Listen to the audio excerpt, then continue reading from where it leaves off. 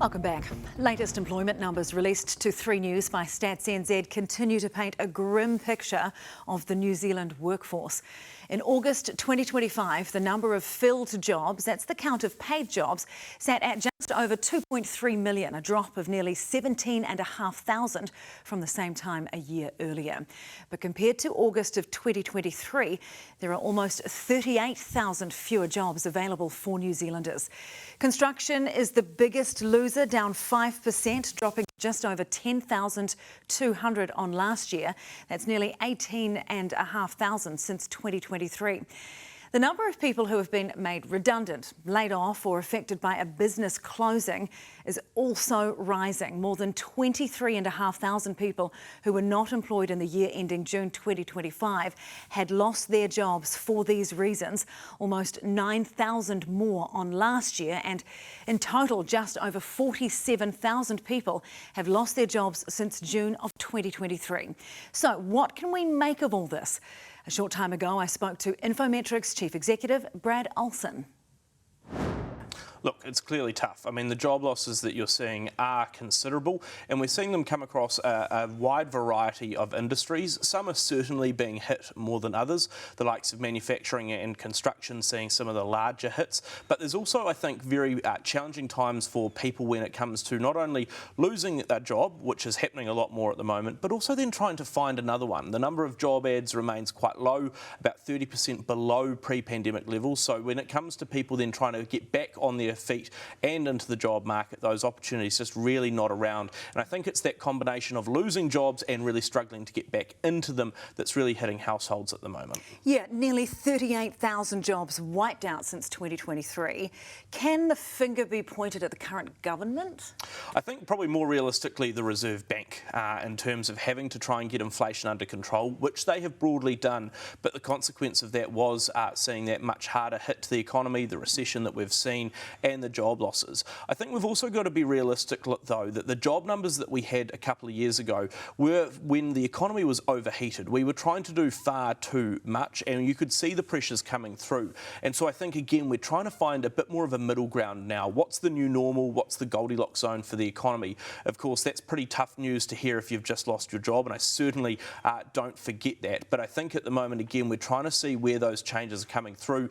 Although job numbers are still down from a couple of years ago, the last couple of months we've seen very small but a slight shift around where jobs have stopped declining and month on month at least have started to improve. Yeah, let's talk about the construction industry though, which you mentioned. It continues to free fall, nearly 18,500 jobs gone since 2023. So what's causing that? Well, you've seen a few things. The biggest and most important is the residential construction market has come off what was a half a century high. We had over 51,000 consents that were issued a couple of years back, the highest that the industry's ever seen. It upped capacity to do that. Now that interest rates have come back to more normal levels, you're just not seeing that same burst of construction. You're not seeing the same burst of house price pressure that you saw before. So again, that's very much where we're trying to find a new normal, and our comparison point is effectively an economic Mount Everest. And so we're now trying to again figure out what is the right sort of tone. Importantly, going forward though, there's quite a considerable amount of infrastructure investment that's coming forward. Government wants to do a whole lot more, and they've been turning sods just about every week the last month. That is going to bring a bit more work as we head into 2026. Can you just explain that economic Mount Everest that you referenced there? What do you mean? Well, really, I mean, if you look at the number of consents that we were issuing at that point, the amount of building work that we had to do, we're coming back off. The construction levels we're seeing at the moment, back towards what we were sort of seeing more around 2018, 2019. So lower than before, but certainly not falling hard off a cliff, just trying to find that new normal. So what needs to be done overall to correct the downward trend? I think at the moment the biggest change that you're going to see is that as households are coming off those higher mortgage rates onto lower ones, they've got more money. That'll then start to come through into the economy because they will eventually spend some more of it.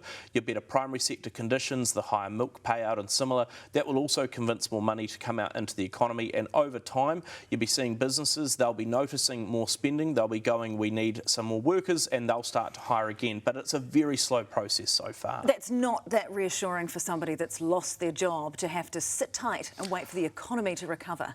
That's quite frightening. It's very challenging, and I think at the moment we're seeing big regional differences as well. You look down in Otago, parts of the South Island, actually seeing some reasonable jobs growth at the moment. The unemployment rate in Otago currently 3%.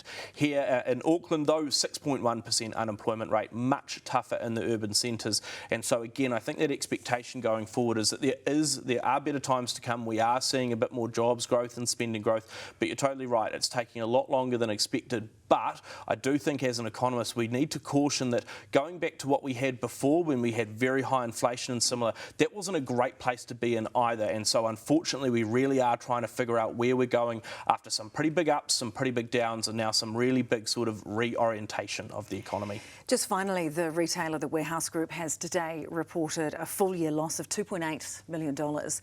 Our economy was once dubbed a rockstar.